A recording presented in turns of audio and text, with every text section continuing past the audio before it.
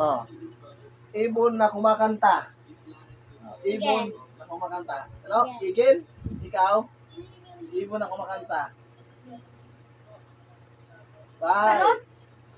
Correct. Sunod. Ilan star makikita sa flag?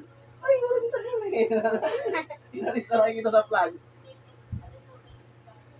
Takasan nyo. Sagot na kanina. Ikaw. Correct. Saan lugar makikita ang Mount Mayon?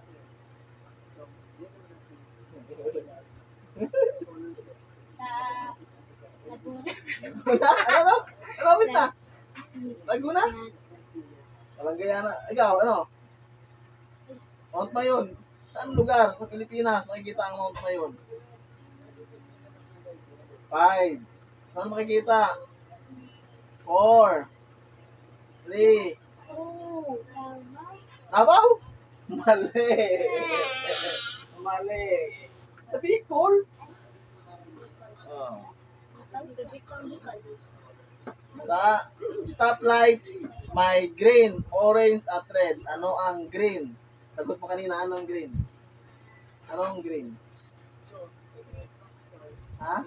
Sa stoplight, may green, orange, at red. Ano ang green? Sa stoplight. Ready? O, ikaw? Ha? Ano ang green? Ayo, ready? Ikaw? Go. Correct. Alam mo na ngayon chain ng ano, green. Tandaan nyo ha. Mga tumawid ko sa stoplight, hindi nyo alam.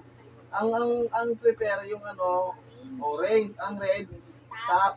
Ang green is go. Makita nyo yun. Pag pumunta kayo sa ano, di ba? Tandaan nyo, pumunta kayo sa highway na may stoplight. Sa kantang Bahay Kubo, pangilan ang patola? 9. O, kantahin nyo. Bahay Kubo, kahit munti, ang halaman doon ay sari-sari. Singkamas at talong, Sigarilyas at mani, sitaw, bataw, patani, sundol, patola. ubos, Correct. It's 9. Galing nga. Paano yung nalaman yun? Anong tawag sa sasakyan na pwede sa ilalim ng tubig? Pirari? Ikaw? Butterfly. Pirari, waterfly ka wa.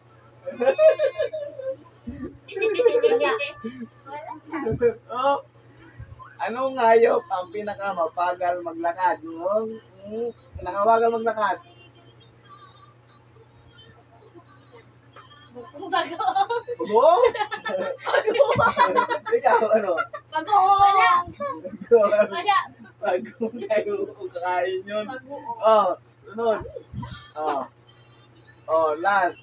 Kung ang nanay ay ilaw ng tahanan, ano naman ang tatay?